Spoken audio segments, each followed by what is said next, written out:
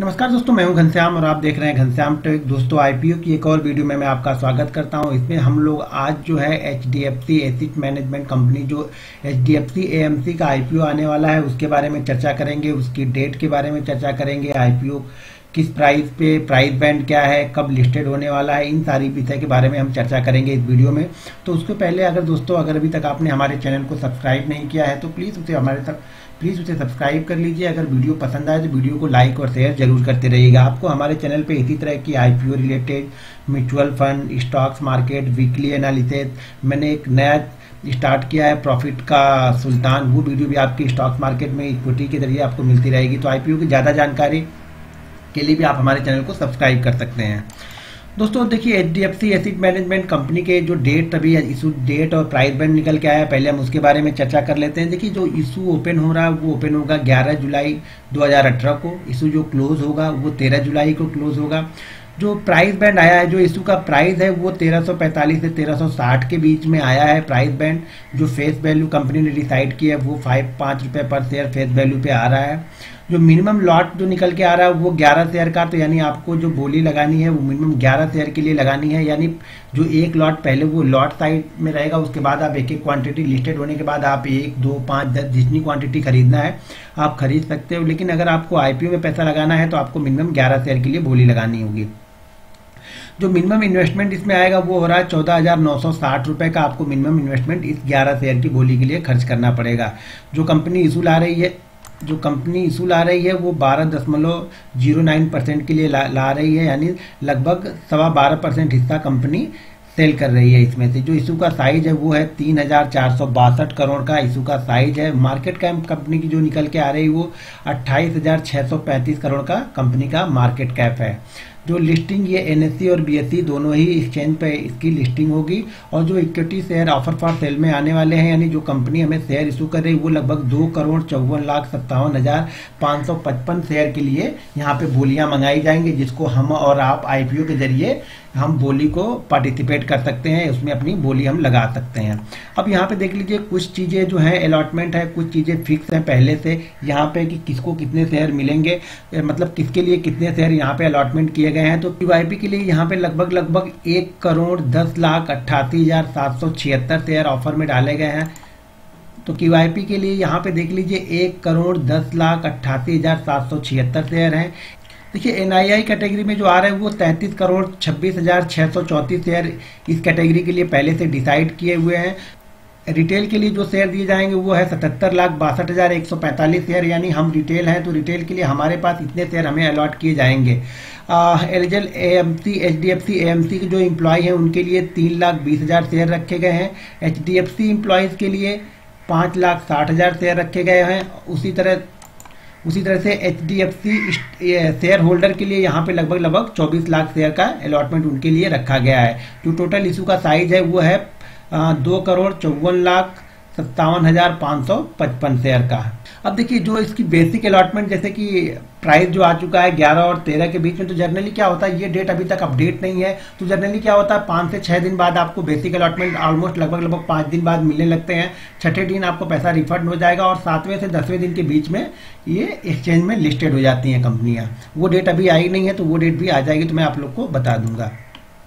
अब थोड़ा सा इस कंपनी के डिटेल्स के बारे में जानते हैं, कंपनी करती क्या है। देखिए, एचडीएफसी एसेट मैनेजमेंट का कारोबार है इनका, यानी एसेट मैनेजमेंट वो हो गया जो पैसा, मतलब ये कुछ लोगों से, कुछ इन्वेस्टरों से, शेयर होल्डर से ये क्या करते हैं, पैसा इकट्ठा करते हैं। जैसे इन्होंने म्यूचुअल फंड है, इन्वेस्टमेंट प्लान है इनके पास में, कुछ पेंशन प्लान है, तो उसके जरिए क्या करेंगे, जो छोटे छोटे सेविंग करते हैं हम लोग या छोटी बचत करते हैं, तो हमसे ये हम पैसा इनको देते हैं कि भाई ये हमारे पैसे को आप मैनेज करो, तो उनको बोलते हैं एसेट मैनेजमेंट कंपनी। तो वो हमारे पैसे को मैनेज करते हैं, हमारे पैसे से हमें कुछ अच्छे से रिटर्न निकाल के देते हैं, तो हम उस पैसे को बोलते हैं हम एसेट मैनेजमेंट कंपनी। तो ये कंपनी क्या करती है, हमारे और आपके पैसे को मैनेज करती है अगर हम इनको देते हैं। जैसे इनके पास मैंने बताया म्यूचुअल फंड है, तो म्यूचुअल फंड में हम जो पैसे देते हैं तो वो कंपनी इसको मैनेज करती है, अच्छे फंड बनाती है। कुछ इनके फंड होते हैं वो अपने फंड में पैसे लगाती है, कुछ पेंशन प्लान में लगाती है, कुछ डेप्थ प्लान में लगाती है। तो ये कंपनी ये फंड को मैनेज करने का काम करती है। तो देखिए HDFC जो है ये ज्वाइंट वेंचर है इनका पास, HDFC एसेट मैनेजमेंट का ज्वाइंट वेंचर है HDFC के साथ में, HDFC बैंक और HDFC लाइफ और स्टैंडर्ड लाइफ के साथ में, यानी इस कंपनी के साथ में मिलकर इनका ज्वाइंट वेंचर है। और इधर बड़े फाइनेंशियल सेक्टर में देखिए अपने सेक्टर में बिल्कुल लीडर हैं, ये एसेट मैनेजमेंट में लीडर हैं, ऑलमोस्ट लगभग 17 से 18% का शेयर, मार्केट शेयर इनके पास ये होल्ड करते हैं, यानी लीडर हैं इस ग्रुप में। मतलब मैनेजमेंट कंपनी एसेट मैनेजमेंट बिल्कुल ये मार्केट लीडर है यहाँ पे। अब देखिए ये कंपनी करती क्या है, एसेट मैनेजमेंट कैसे मैनेज, देखिए एसेट मैनेजमेंट इनके पास टोटल जो इस समय एएमयू है 2,932 billion AMU asset under management. इनके अंदर में इतने पैसे आ रहे हैं, इतने पैसे को फिलहाल मैनेज कर रहे हैं, जो 31 दिसंबर 2017 के अकॉर्डिंग क्रिसल ने बताया था कि इतने पैसे को ये लोग मैनेज कर रहे हैं। Which of the largest asset management company in India, ये भारत की बड़ी यानी नंबर 1 कंपनियों में है जो कि एसेट मैनेजमेंट कंपनी करती है। मैंने बताया कि मार्केट लीडर है ये 17% शेयर के साथ में। कंपनी के पास इस समय लार्जेस्ट इन्वेस्टमेंट सेविंग प्लान है, लगभग 127 स्कीम इस समय इनकी चल रही है, जिसमें से जो है 28 जो इक्विटी फंड है, जैसे हम लोग लेते हैं कि HDFC top 200, HDFC mid cap, HDFC small cap, ऐसे इनके पास में इक्विटी फंड है, जिसमें से कुछ डेप्थ फंड होंगे, कुछ large cap, mid cap, multi cap fund. 91 इनके पास डेप्थ फंड है, 3 लिक्विड फंड हैं और 5 अदर फंड को इस समय फिलहाल कुल मिला के ये 127 स्कीम को मैनेज कर रहे हैं।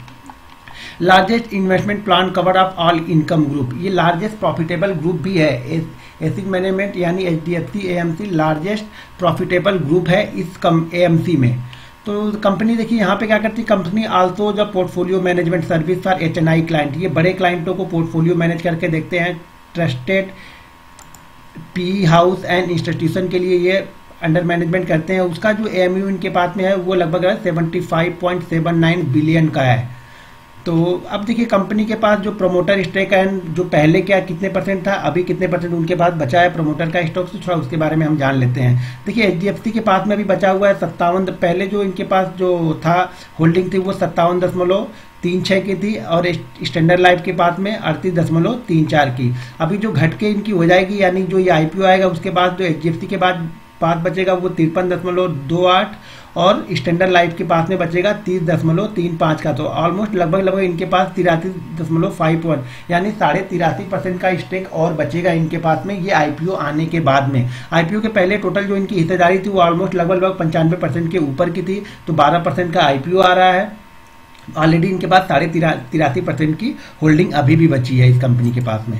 अब देखिए कंपनी का की फैक्टर क्या है, हम कंपनी में क्यों पैसा लगाएं, तो देखते हैं आप कंपनी का की फैक्टर क्या है, हम कंपनी में पैसा क्यों लगाएं। देखिए कंपनी क्या है, strong and profitable risk management track record, इनका देखो क्लियर ट्रैक रिकॉर्ड है, इस ग्रुप का क्लियर ट्रैक रिकॉर्ड है। HDFC ग्रुप का ही एक ब्रांड के नाम पे, HDFC एक ब्रांड है, इंडिया में सबसे भरोसेमंद ब्रांड है। इस ग्रुप ने आज तक इन्वेस्टर को कभी लॉस नहीं किया, हमेशा पैसा बना के दिया है, यानी आप कभी भी इस ग्रुप में आप पैसा लगाते हैं तो आप ये ग्रुप आप भरोसा कर सकते हैं कि ये ग्रुप हमें पैसा बना के देगा। तो बिल्कुल ट्रस्टेड ब्रांड है, तो आप इसमें IPO में पैसा लगा सकते हैं, और बिल्कुल इसके लिए देखिए इसका स्ट्रेंथ यही है कि ये भरोसेमंद ब्रांड है। डाइवर्सिफाइड पोर्टफोलियो है इस ग्रुप का, डाइवर्सिफाइड पोर्टफोलियो है जो AMC आ रहा है, HDFC AMC इनके पास लार्ज कैप फंड है, मिड कैप है, डेप्थ फंड है, इन्वेस्टमेंट और अदर बहुत सारे प्लान है।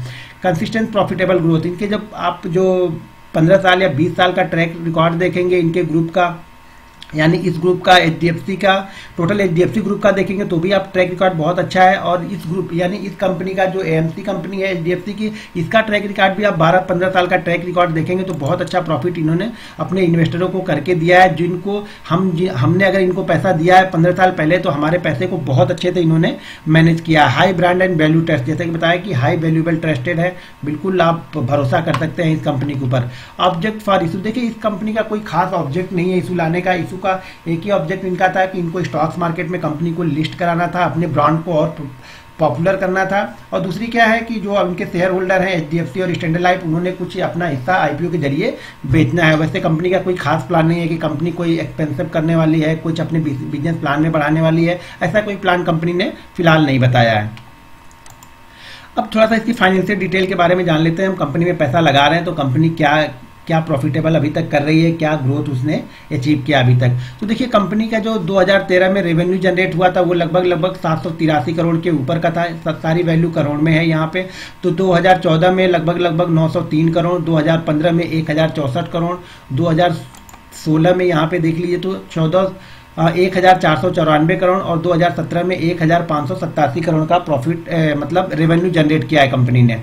31 दिसंबर 2017 तक जो कंपनी का रेवेन्यू जनरेट हुआ था वो हुआ था 1316 करोड़ का। अब इसके लिए प्रॉफिट देखिए 2013 में इन्होंने प्रॉफिट बनाया 318 करोड़ के ऊपर का, 2014 में 357 करोड़ के ऊपर, 2015 में ऑलमोस्ट लगभग 415 करोड़ इनका प्रॉफिट पहुंच चुका है, 2016 में प्रॉफिट इनका 477 करोड़ पहुंच चुका था, 2017 में प्रॉफिट 550 करोड़, यानी हाई प्रॉफिट। धीरे धीरे देखिए प्रॉफिट की ग्रोथ कंटिन्यू बढ़ते जा रही है, इनका रेवेन्यू भी कंटिन्यू ऑलमोस्ट लगभग मेरे ख्याल से 25 से 30% से ग्रोथ हो रहा है इनका रेवेन्यू और प्रॉफिट भी।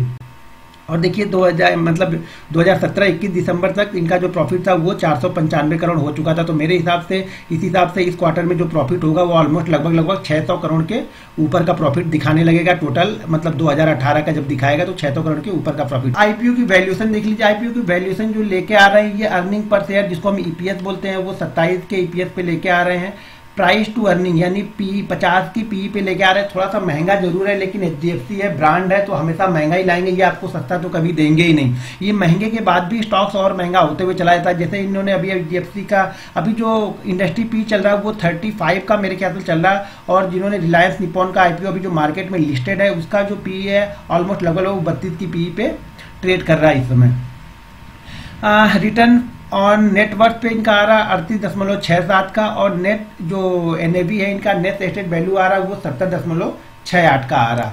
तो दोस्तों एक ट्रस्टेबल ब्रांड है, एक भरोसेमंद है, एचडीएफसी नाम से ही भरोसा है, तो इसके नाम में ही भरोसा है। ये ब्रांड बहुत पॉपुलर ब्रांड हो चुका है हमारे यहाँ पे, भरोसे के नाम पे तो बहुत पॉपुलर है। तो आप अगर शॉर्ट टर्म ट्रेडर हैं या शॉर्ट टर्म आप इन्वेस्टर हैं, लॉन्ग टर्म इन्वेस्टर हैं, मैं दोनों इन्वेस्टरों को देखिए मेरी अपनी ओपिनियन है, मैं किसी के ऊपर मैं ये थोप नहीं रहा हूँ या किसी को बता नहीं रहा हूँ, ये मेरी अपनी ओपिनियन है कि मैं इसको आपको आईपीओ को सब्सक्राइब करने की सलाह दूंगा कि आप आईपीओ को सब्सक्राइब कीजिए। और ये शॉर्ट टर्म के लिए नहीं, इस स्टॉक को आप 10 साल 15 साल रखिए, ये स्टॉक्स आपको 14,000 रुपए मेरे ख्याल से 10 साल या 12 साल बाद आपको ये 14,000 रुपए अगर 14 लाख में कन्वर्ट नहीं होंगे तो आप मुझे बताना। ये इतना भरोसेमंद ब्रांड है, आपको हमेशा पैसा बना के देगा। तो आप इस कंपनी में आईपीओ में आप सब्सक्राइब कीजिए आईपीओ को। अगर आईपीओ आपको मिलता है तो बहुत अच्छी बात है, अगर आईपीओ आपको नहीं मिलता है, आप लॉन्ग टर्म ट्रेडर हैं, लॉन्ग टर्म इन्वेस्टर हैं, तो कंपनी का आईपीओ के जैसे ही लिस्टेड होगा आप इसको खरीद लीजिएगा, या थोड़ा सा करेक्शन मिलता है तो आईपीओ को खरीद लीजिएगा। जो लास्ट एचडीएफसी का आईपीओ आया था, एचडीएफसी लाइफ का, उसने भी ऑलमोस्ट देखिएगा तो कम से कम उसने 30 से 35% का रिटर्न बना के हमको दिया था। तो ये वीडियो अगर आप लोग को पसंद आए तो वीडियो को लाइक और शेयर करना बिल्कुल मत भूलिएगा, और नए मेहमानों से रिक्वेस्ट है कि प्लीज़ चैनल को सब्सक्राइब करके ही जाइएगा। मिलते हैं नेक्स्ट वीडियो में। जय हिंद।